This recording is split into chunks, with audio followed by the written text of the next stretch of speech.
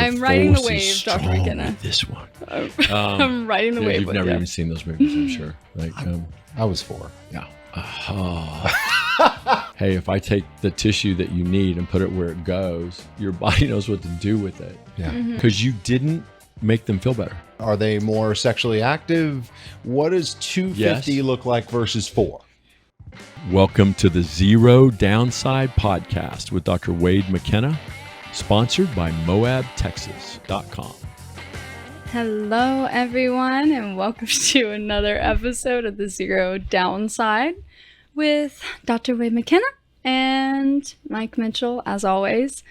I think I want to kick off this episode by saying that I want everyone's expectations of this certain video and probably for the next few episodes and throughout, I don't know, just kind of what we want to send the message of. And that's more than just biologics, but overall non-traditional things that you won't hear in your normal office setting or your normal physician's setting where you are, thinking that you have the best expertise in front of you when you're going to see someone with a PhD. And I think Dr. McKenna has widened my perspective more than ever I could have imagined of medicine. And I want us to have a broader perspective of medicine like me. And I appreciate all of his knowledge, even if it is sometimes just thrown up in front of you and it takes you a minute to digest. But everything that he says truly does have a larger impact, I think. And that's kind of the message we want to send, is something that's not ordinary and kind of out of the traditional medicine sphere. And I hope everyone kind of gains insight, whether it's going from weight loss to diabetes to annular tear, like everywhere it could possibly go. And so I'm opening the floor to Mike or Dr. McKenna, whoever wants to start us off on where we're going to begin. I think McKenna and I are both just taken back, right? Like every episode, you never know what you're going to get. And once we sit in these chairs, it's kind of like we have our pre-show prep. I don't know if she's really mad at me or... I feel like you're in trouble. I feel like I'm getting the look, for sure. I did something wrong because normally she provides us a to-do list, Yeah. outlines our bullet points for us, and then gives us the look when we stray. So Listen, because y'all know me, I am the marketer, so I'm very detail oriented. I'm perfectionist. I see it all in this structured, organized perspective, and then sometimes that's not how it actually needs to go to get a message that we're trying to complexly understand. I love that I've won you over to the dark side. Welcome to the dark side. I'm riding the force wave, is Dr. strong McKenna. with this one. I'm riding the wave You've with never you. even seen those movies, I'm sure. I was 4. Yeah. That's the first Was not series of born. movies I got to stand outside all night long to see. Was the second one, Yeah. which is actually episode 5. But we're not gonna go down that road, right? We're gonna talk about health and wellness. We're also gonna talk about the fact that the reason for the shoe game today is because this is opening weekend of college football. Whoop, whoop. And home game Saturday with Oklahoma State on the field. So we're going to Are you going? We will be hanging out He's got with season some of the... tickets. Oh, He's yeah. there. He's Oh, got yeah, his we're- tailgate yeah. already set up. Tournament He's got his series. spots in the parking lot. I got the TVs already set up for Yeah. the tailgate on the other games because we have a 6:30 start time. And your daughter's a senior, right? Like this is it. This is the pinnacle year. She's already outlined the fact that this is the last first game she gets, which I didn't even know that was a thing. Yeah. But it's yeah. it's like I have a 10-year-old now. So, what we didn't have when I was in school was there was meet the teacher maybe. And then you had but there wasn't kindergarten graduation, midsummer nights there's 8 events for fourth graders and fifth grade now. We had beginning of school and end of school. So now my college student has picked up the theme of the fifth grader. And so this is her first home game. I like that. So there we go. So we Now have next year it's reasons going to be celebrate. her first home first- game since she graduated. Since she graduated, Yes. for sure. So just know I that tried to point out to her that this is not necessarily a holiday, but of course, I will absolutely celebrate opening weekend of college football as a holiday. Absolutely. I forget. Just remind me again. What are you an alma mater at? What school? It's a little school up in Stillwater, Oklahoma. Orange and black, Oklahoma State. Little Go Pokes. Actually. Go Pokes. All right. I was a Shawnee guy. We there is a little Baptist college there, right? There is a very little Baptist. That was very judgmental, but yes, we have a small Baptist college with a 96% acceptance rate in a med school. Thank you very much. There you go. There were only like 12 people in the program, but that's fine. There you go. That's fine. So obviously we lack a little focus and direction today because Hannah's like thrown both. Like I feel like I get my feet kicked out from underneath me, and in I a can't bad take way? No, I'm thrilled. I just can't take my eyes off of Mike's shirt. Mike has decided scrubs were not showing off his physique appropriately, and so he has a Bad Bunny shirt on. No, it's not Bad Bunny. Now Bad Bunny has some great. You look it up. It's different. Mom, please don't look up Bad Bunny, but. It is Psycho Bunny. Psycho Bunny. And I like Psycho Bunny. Dr. McKenna has been waiting all day. I've been waiting all day to call it Bad Bunny. With the weight loss, I'm not an XL. I'm not a large. It's kind of like a medium for a grown man, right? Like that's the phase in life. Smells. It does. It does. Oh, Absolutely goodness. sounds like smells. Listen, we are having fun. I'm really excited about today because we're going to talk about real healthcare. We're going to answer a bunch of questions that traditional medicine has failed people on. So we had a patient this last week that has literally provoked a lot of this discussion this week because it's just the abject failure of Western medicine. Early 60s-year-old woman looks like she's in her 50s and has done everything right. Way more than that. She deserves to not hurt and feel better than she does because lifestyle change, everything she does has been correct. And she's been to 5 or 6 different physicians for her pain, which what I always tell people is if everything hurts, I may have nothing for you. But if your pain is in more location, but that's not really true on this patient, right? So you first look at the sheet, you're just like, oh. Like everything, like you're just like ask you, well, what hurts specifically? Well, it's her neck, it's her thoracic spine, it's her low back, it's both hips, and it's her legs. Like, man, like I'm looking at the amount of time. I'm like, she's only got this amount of time. Like, and I walk in, she got up normally for the physical exam. She does not have a lot of radicular pain and discomfort. She's not wanting anything for pain. She wants to know why she hurts and why she just can't feel better. Why is she tired all the time? Why can't she sleep? What happened to her libido?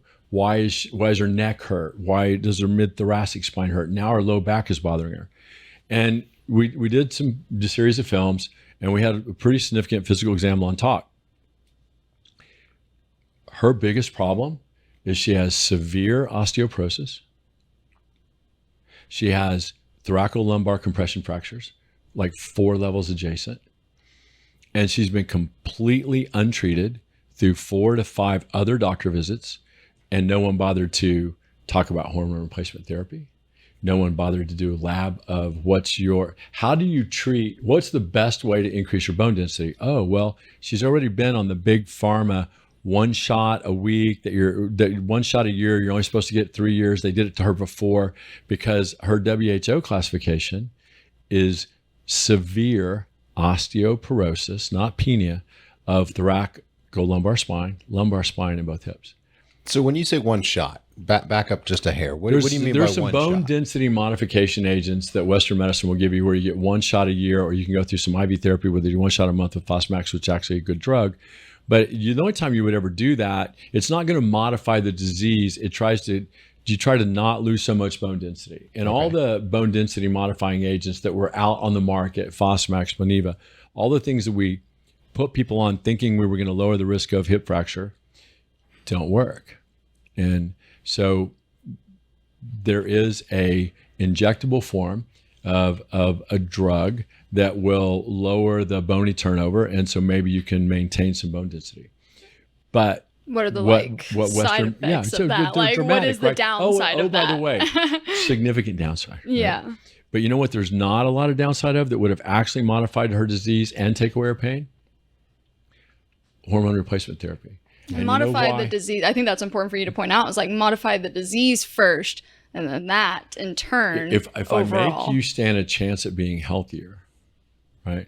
Then you stand a chance of not hurting, not being so inflamed. So this lady has worked really hard. She spend a can't lot get of her money bone too. density up. Yeah. Done calcium, done all the Yes. stuff they're told her to do. But not once did everyone just do a thyroid panel or a hormone profile. So and look, it's not even if they had done a hormone panel, they would have done anything about it. I was going to say, by standard medicine, a hormone profile to you and I versus what, let's just say the big three But labs. she's already So just point that symptomatic. out. Can we So just break that down? Yeah, though, so you first? have to be symptomatic. Yeah. She's already symptomatic. Yeah. Right? So they won't treat your bone density unless you're symptomatic. Well, she has disabling type of pain in her mid-lumbar, all the way up her neck, all the way down her back. And she has compression fractures in the lumbar spine from osteoporosis. She didn't have an orthopedic complaint. She has a metabolic problem. And not one time, and she's asked doctors about hormone replacement therapy. She's talked to them about getting some lab, and everyone said it doesn't matter and it's not helpful and you really don't need it. And here's the problem with that. She's probably right. Had they done the lab, what is considered normal testosterone levels for a female is 4 to 50, 4 to 25. Did you say 4? 4. Meaning Most labs none. under 12, they would just say none recorded. Right. Yeah. But none. And like- Right. But our lab will go all the way down to 4, and it'll do 4 to the lab we use on our lab. It's actually the biggest lab in Texas, but 4 to 50 of so testosterone. 4 is almost it's pretty 4 much is none. non-existent. Like it's a 4 is there none. might have been something on the slide 50 is a before we did it. smidge. Yeah. Right. So what we would want a woman, so testosterone, the big misnomer is testosterone's every bit as important for a woman as it is for a man. It's just at a much lower level. Yeah. Right. So for a woman to have a testosterone that's capable of changing your bone density, lowering your overall inflammatory load, helping you sleep better, increasing your muscle mass, keeping you from being metabolically broken, losing your bone density, what we would want your testosterone level, well, I don't even need to say we, I don't want to be suicided on my way out of the clinic today, which we're not even allowed. We just found out we're not even allowed to say suicided anymore. It's your unlived person. So we have You're a buddy ahead that of me Just made does. the on producer in the corner of our It's an studio very unlived nervous. person. So so now we're not even allowed to say suicided. But in the interest of not being unlived by Western medicine, it would be great theoretically if a woman could be somewhere between 150 and 250. Yeah. Really, especially around 150, 200 is where most women start to feel better. They don't have postmenopausal symptoms. They're gaining their muscle mass back. And oh, by the way, that's the level, not 25, not 50. That's the level where you start changing your bone density and you can maintain your mass. So bone is just a live store of calcium. It's a lot. Calcium comes in and out of bone and flows into your bloodstream. You need hormonal control of that system that fails as we get older. And so all this woman really needed, after all this orthopedic complaints that she has, is to not be so metabolically broken, right? I think she's going to have a really easy solution to a lot of her pain and problems that should have been found before you see us.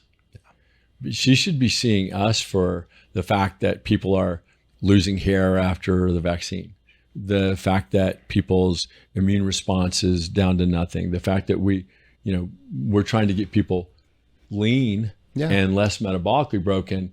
And we talk about all the time that even though metabolic panels and peptide control and all that and hormones, all that's really, really important. But pain has veto power over all of that. And pain is basically, and the foundation of all disease is inflammation. Yeah. And so if we get you in less pain and less inflammation, then you stand a metabolic chance, but we still have to do stuff to help you. Right. I think but the fact that Western medicine just completely eschewed any attempt at the easiest, most traditional forms of care is just disheartening. I mean, thyroid, most thyroid, they'll say, oh, my doctor did a thyroid. Really? Well, show it to me. Well, they did a TSH. Did they do a free T3 and T4 total? The active did they do? component Did they? of Yeah. of Did thyroid, they right? do the? Did they do the protein for thyroid? Did they do a T3, T4? And I think that's what's important for like patients to know, is because you don't even really, as a patient, and from like how much I've talked to patients, they don't know the details of their labs. They just know the general forms The of them. doctor said it was fine. Yes, and they think it's They look at the lab and see if there's red or not. exactly. Right. Well, it's not just that. It's a lot of the doctors, to be fair, when they are doing labs, what they end up doing is they're doing what's going to be reimbursed for the patient's behalf. And so they have to fit everything in a box, right? If you're going to look for a diagnosis with a lab, you have to have enough information in that box for it to be reimbursed by insurance. So they tend to stay in their lane. But I want to kind But of you back can't up a little diagnose bit. the problem Presets. without getting the lab. Yes. But you can't get the lab without a diagnosis that justifies the lab. Funny how that works. Wow. And, oh, by the way, when they get the lab, they're not going to treat it because so nothing is based on optimal, right? And to do a TSH, like what if your TSH is normal, but your thyroid's still not making Like a Hashimoto's like syndrome. Hashimoto's disease, right? Yes. So there's a ton of undiagnosed Hashimoto's disease out there where people have dramatic thyroid dysfunction but have a normal TSH. And the only way you're going to find it is to do a more holistic approach to diagnosing the problem and actually get some lab that you can diagnose the patient's problem on. A lot of the symptoms that people have are basically rudimentary kind of hormone dysfunction stuff, right? You've used a term a lot in the past, like a walking wounded, right? We've talked about that. And then even in this episode, you're talking about pain, and pain is the number one motivator, right? Pain is the thing that gets you to Pain's the dental what finally office. gets you to us. Right. It Because gets you don't know you're on meds. metabolically broken. Exactly. You just know you're tired. Yes. You're not burning calories anymore. You don't recover from a workout. Right. You're not sleeping well, even though you're exhausted. You hurt.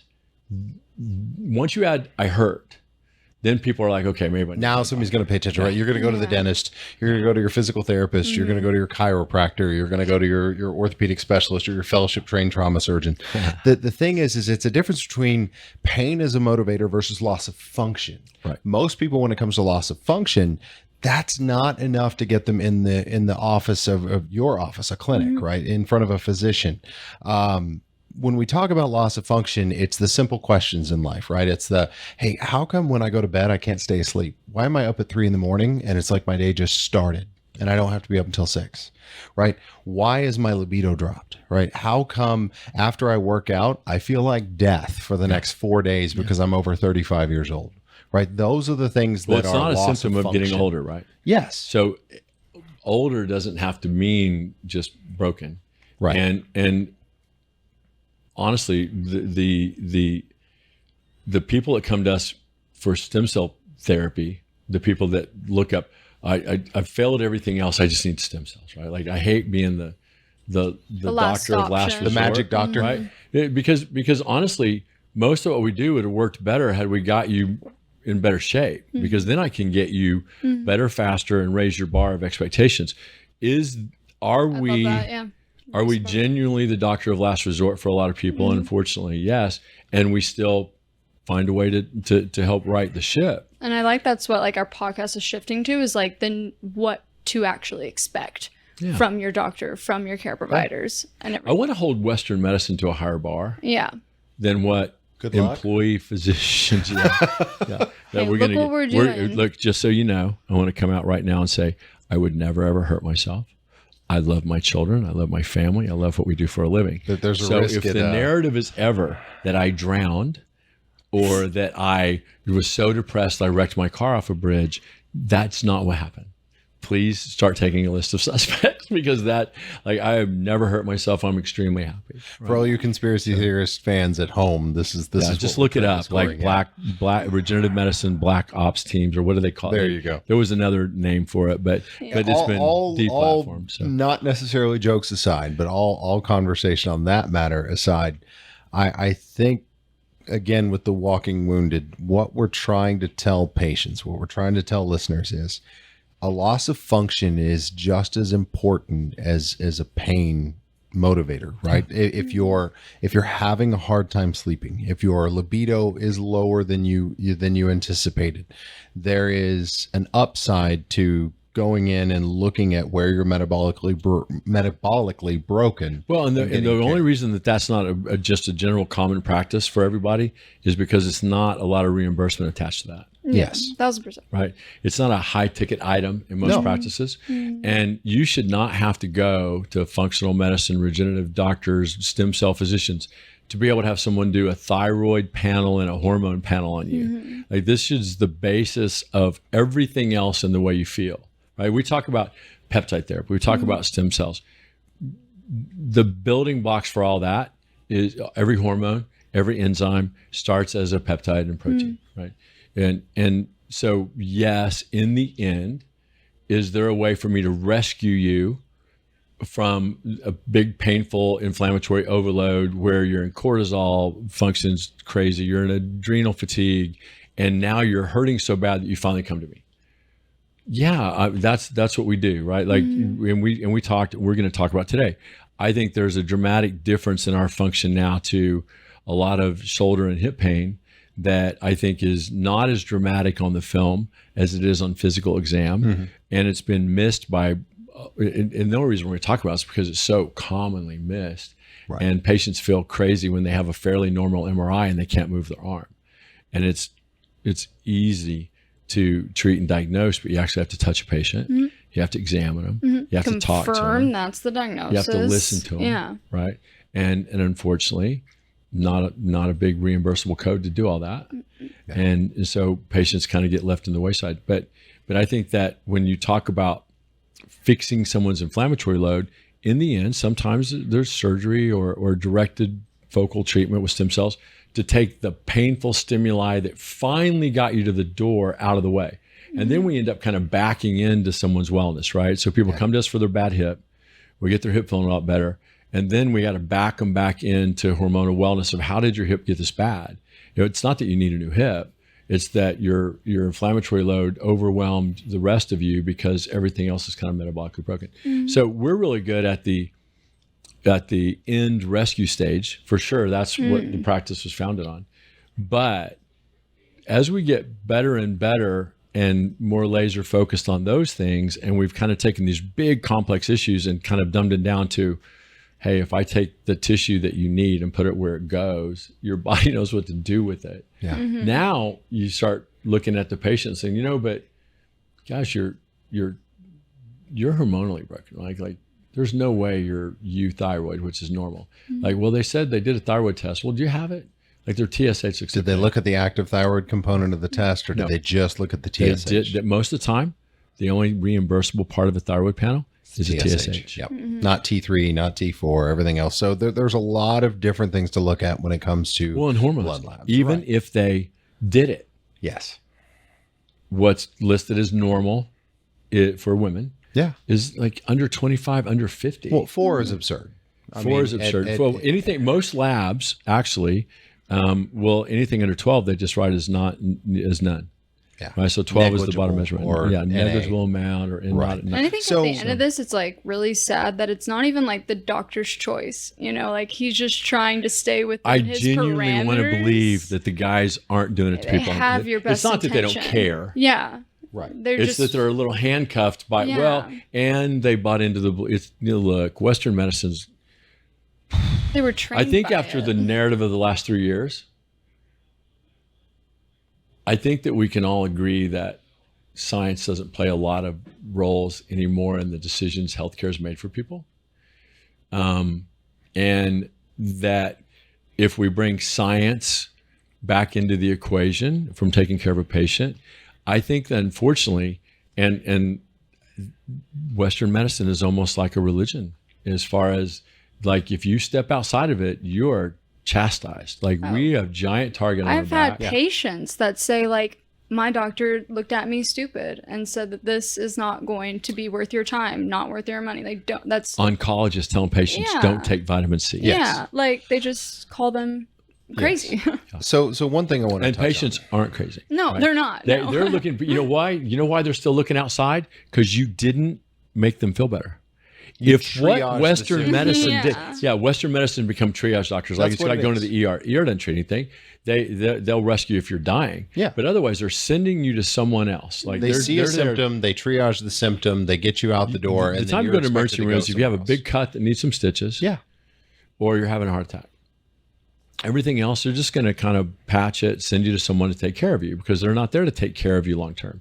You want someone that's going to be vested in your health care and join into the journey because we tell people all the time, it's not a one-stop, hey, we're going to do this to you. Yeah. We want you to participate in some decision making and we want to focus on getting you genuinely better. We're trying to not be a religious zealot on Western medicine's behalf. And when doctors look at patients like you're crazy, okay, well, what would I always tell patients, just ask, well, if your doctor said don't do this, because a lot of doctors say, oh, stem cells.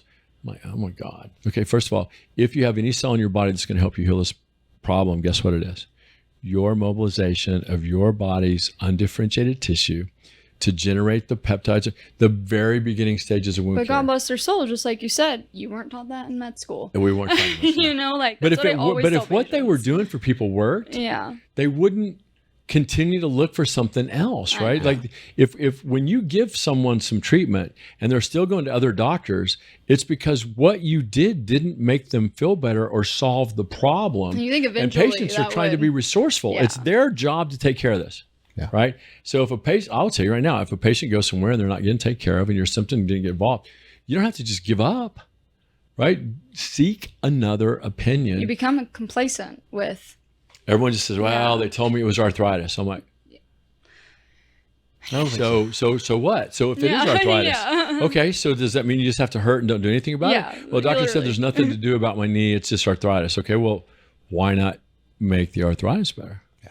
Why not make the secondary symptoms causing your pain and swelling better? I want to back up a little bit because you talked about optimization of hormones, right? And there's a few misnomers out there specifically related to testosterone. I know it's become more widespread. Like there's more Yeah, but- providers now than ever prescribing it. But here's the thing. But it's kind of Well- become the auspices of the fringe guys, right? It has. Why? How is the basis of medicine, like hormonal and function of the human body, not adopted by regular physicians to Right. take care of people to keep them well? That's what drives me crazy. Is people look at hormone therapy like I don't respect a lot of the low T thing, right? Like oh, I went to low T. Yeah, but did they even measure your estrogen or you converter? What's your estradiol levels? Like They looked at a they- couple different metrics. Right. They sent you a prescription. they have a reimbursement plan Yes. based on this. So every That's time right. we see you, if we have a hammer, every problem is a nail, right? They And push I the hate same that. 4 codes on every patient. Yes. So when I say testosterone, there's a couple misnomers. One is testosterone is more important for men than women, and let me put these out there first. I I'd think love that's to hear your thoughts on it. myth. It is more important for men than it is women. It is strictly for bodybuilders, athletes, and people in their prime that It'll are get you trying to kicked get out an of Major edge. League Baseball. Right. So yeah, it's Wait, strictly so how for many if people you're play Major if you're League trying to get an asterisk after your name for Major League Baseball, that's your drug. But there's a lot of misnomers on performance and sexual being and wellness, and it's more Even important for mental. men than women. Well, Yeah. Hey, how So- about longevity? But How about not feeling cloudy, Yes. disoriented, feeling back on point? having a lot of irritation out of nowhere because I think like so then let's talk about that. From standard, which is 4 to some other infinitesimally 50. strong, it doesn't matter. It's a small number, 25. right? Yeah. Up to 150 to 250. What's the difference, right? And everybody's going to be different. But for a female Hey, specifically, look, we have patients that will run a little bit over 250 and feel great, and they Yeah. want to stay there. but what does that And look they're like? not having They're secondary just stronger? symptoms of- Are they just better in the gym? Are they more sexually active? What does 250 Yes. look like versus 4? Well, Right. you don't want 4, right? Because then they'll start growing hair. They start them in hot flashes. Like you don't just throw. You regulate patients, right? Yeah. If a little is good, a lot is better is not true, Okay. right? You want what's right, like what's optimal function for the human body. This is not unknown. Like you know what you do? You look at a really healthy subgroup of population in about their mid-20s. Mhm. Where are they? Because there's no reason for you to not be there. So what is normal for age is not optimal.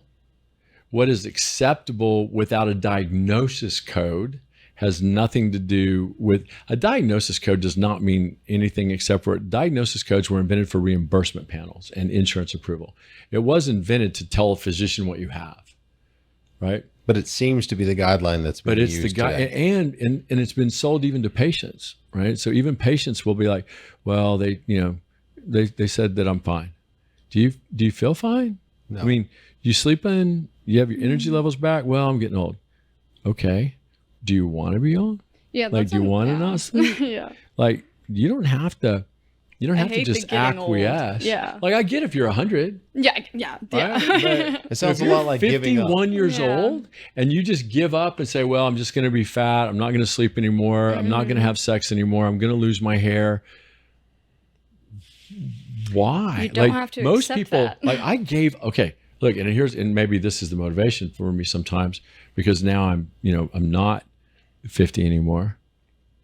But I think that I gave away my 20s and half my 30s just to do this job.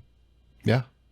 Right. So I gave away all that time when everyone has normal lab and looks great and healthy. I was in school.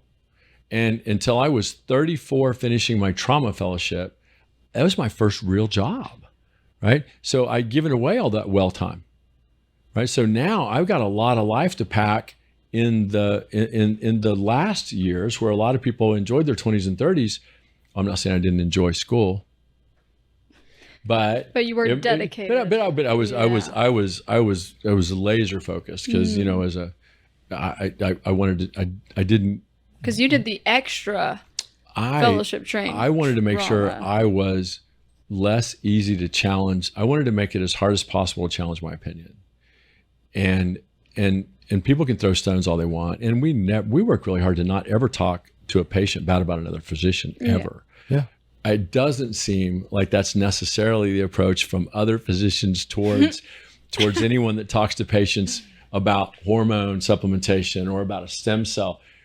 And my goal is always, well, what do you think causes a wound to heal? Like if I make a cut on you, it's capillary bed stimulation of a stem cell secreting PGE2. That's the first stage of wound healing. I would never let someone make a wound on me that didn't understand how it's going to heal. And if the word stem cell is not used, or parasite or PGE2 or one of the peptides, if those words are not used to describe how your wound is going to heal, then they're wrong.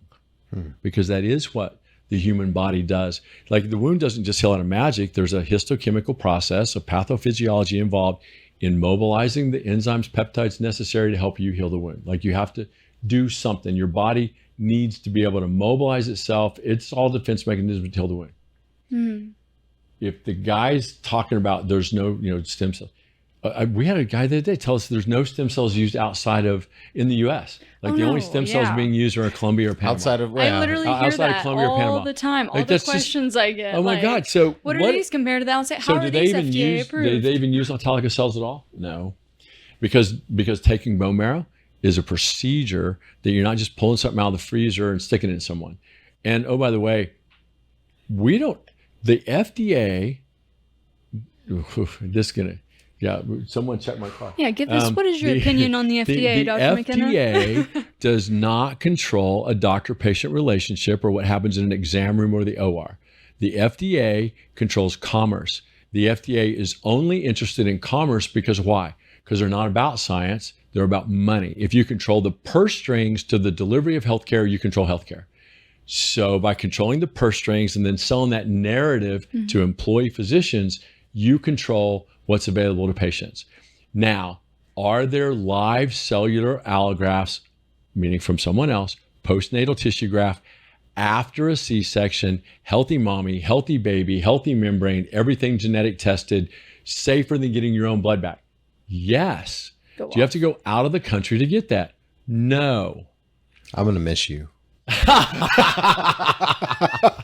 I said like 4 people ever. I know. You, Mike. I'm just saying. It is so good to be loved. I'm really gonna miss you, man. But from a serious perspective, like, do you? And then we say, oh, there's no stem cells outside this country. It's like, wait a minute. For the love of God, like you realize that you're made up of a system of systems. Yes. And it involves your mobilization of your stem cells, which the biggest source of stem cells in the human body that we're taught that's actually mobilizing is bone marrow. It's the easiest one to get to, right? But that's not really true. Yeah. It's just we don't have a way of harvesting your capillary bed. Because if you, and I love this, so there's a model, and I don't know how we're going to get here and how I'm going to pull us back from there without making Hannah mad. But if you've never been to the Body Human, there's an exhibit where there's all these different cadavers and they're real cadaver tissue. Yeah, and the horse was freaking insane, by the way. For sure. My favorite though, and where I came upon, there's some foundational moments. Number one, reading Ecclesiastes where it says life is in the blood and realizing that it's not just talking about life, it's talking about all that is the Hebrew meaning of all that is life in that word. There's a bunch of different words to describe life, but if life is in the blood and bone marrow is the blood, like everything you really need is in that, like the very biblical. Okay, I'll take that. There's a lot of science in there. Maybe it wasn't talking about that. It was. But biblical too. But they digest. So there's part of the Body Human exhibit that is digested human. And the only thing they left was the vascular bed. So vessels, so arteries and veins. Yeah. But when you look at the human body and all they have is arteries and veins, you know what you can still see? The brain, the eyes, the lungs, the eyes, the kidneys, the liver, the gut, and the heart. Why is that? Because the vascular density of those structures is so profound that even if you digest the muscle, the fat, and the soft tissues off of it, just the vascular density, it still looks like a heart, still looks like a brain, still looks like the lungs. If you were going to design, and again, we say God because it's a much easier thing for me to believe than this happened by accident, right? Yeah.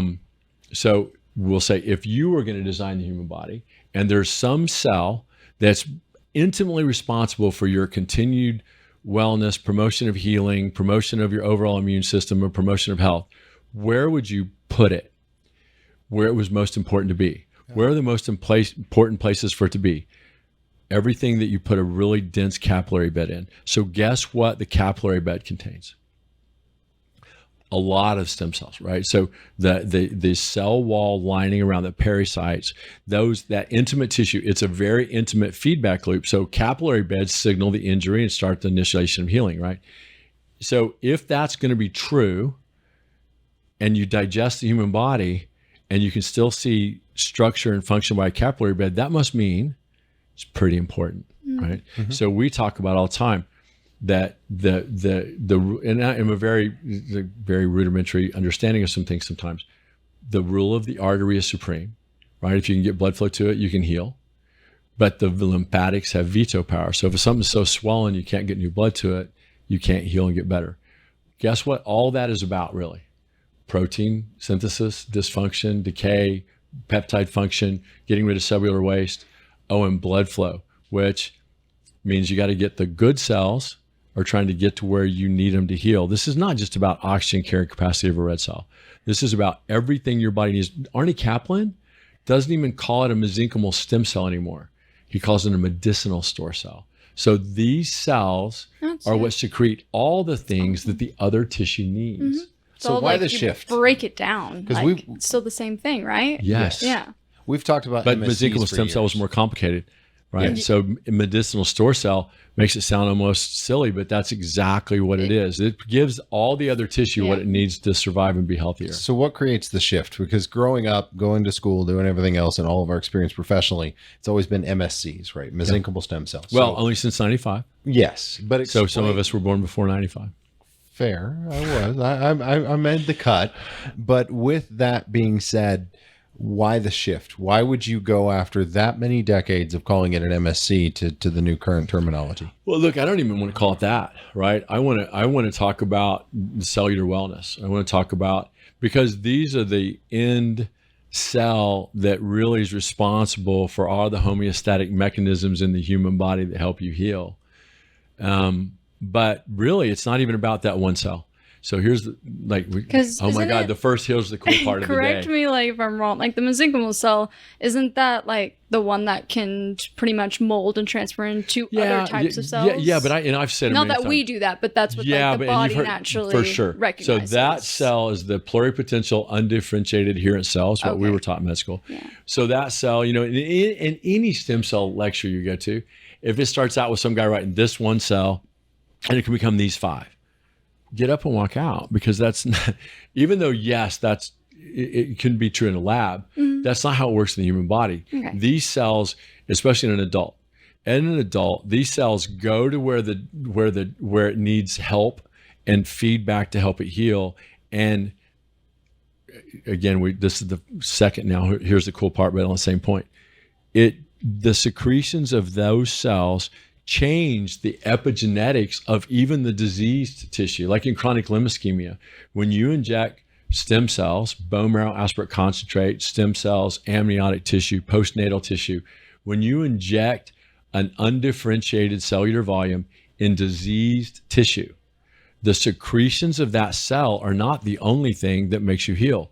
Those cells and those secretions change the secretions, the epigenetics of the diseased tissue too. And this is not theory. This is really well published. So the cool part is that we're changing the epigenetics, the cellular construct of even the diseased tissue, because the cells that want to help you heal secrete the things that the other cells need to see to not be diseased anymore.